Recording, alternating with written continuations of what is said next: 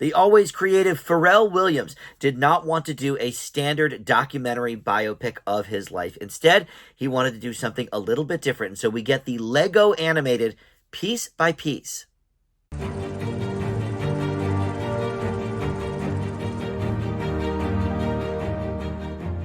Hey guys, Dan here. This is Dan Reviews It. Welcome to my movie review for a new documentary that is animated in Lego style, and it is all about Pharrell Williams, the singer, producer, massive producer, and you know him from so many different things. He was a judge on The Voice, and all of this, his style.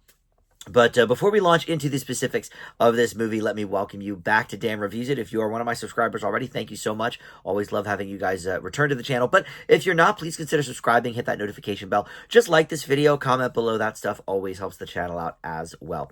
So look, going into this, I did not even realize this was a documentary. Because if you watch my channel enough, you know that I really don't watch trailers. I don't like them because I try to see just about every movie anyway. So I think they spoil too much. So I just thought this was an animated movie, and it seemed to me that it was maybe ripping off the Lego movie or the style of the Lego movie or whatever. But Lego is fully on board with this. They have collaborated with Universal Pictures and Pharrell to make this movie, so it's officially sanctioned.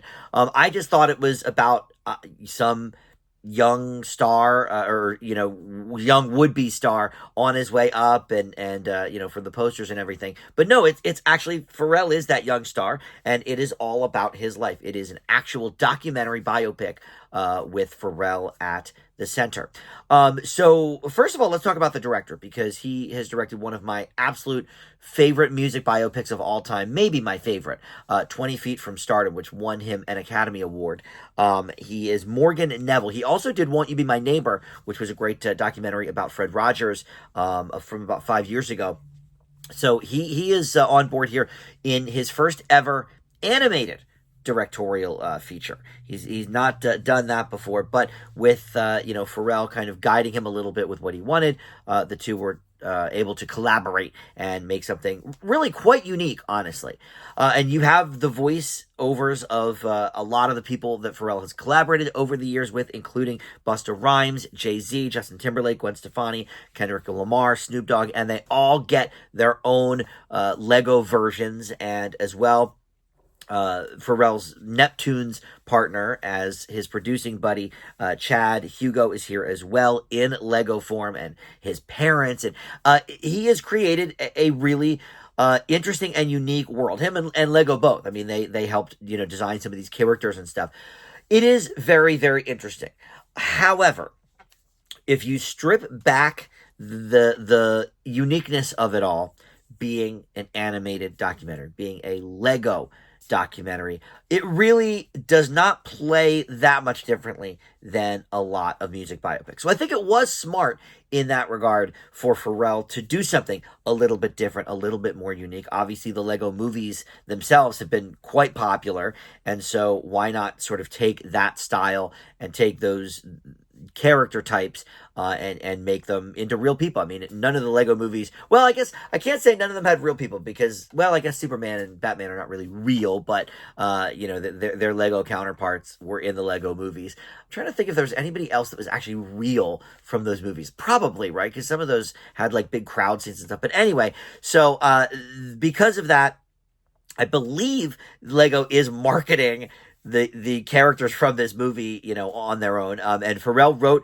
a few new tunes for the doc as well. And look, his music, boy, I knew about a lot of the stuff he was involved with, and a lot of the singers that he had collaborated with and all of that. I knew, the Justin Timberlake stuff and Jay-Z, but I didn't know that he was so prolific in like the whole 2000s and into the mid 2010s. Like, I knew he did Blurred Lines and some of those more recent ones, but like Milkshake by Khalees and Holla Back Girl and Drop It Like It's Hot. I don't know if I knew that he had his hands really in all of that kind of stuff. I mean, talk about a wizard with production. I mean, that gave Snoop his first #1 hit with Drop It Like It's Hot. And Snoop actually credits him in this movie. And this is pretty interesting because right now Snoop is kind of like the everyman. You know, he was at the Olympics and he's doing commercials, and he's just a beloved figure.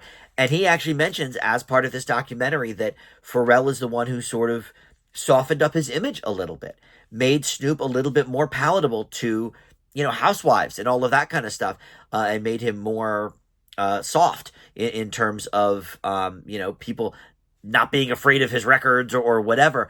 And I thought that was a really interesting point. And there's a few points like that in this movie where a person is sort of talking about how much Pharrell kind of shaped who they are, in terms of, you know, musicians and really how the world sees them as artists. And I thought that was an interesting point as well. So look, there's some interesting things here to be said for sure. It is visually very, very compelling, very stunning. But I do wonder if, you know, like me, maybe parents don't do a ton of research and they just say, oh, there's a PG movie. It's got Legos in it. Let's take little Johnny and Jamie. And I don't know that they're going to maybe get that much out of it. Although they may think it's a scripted movie, you know, and just sort of shot in this fashion, but not know that Pharrell's even a real person. You know, if they're young enough, of course, they probably wouldn't know who he is. So I don't know.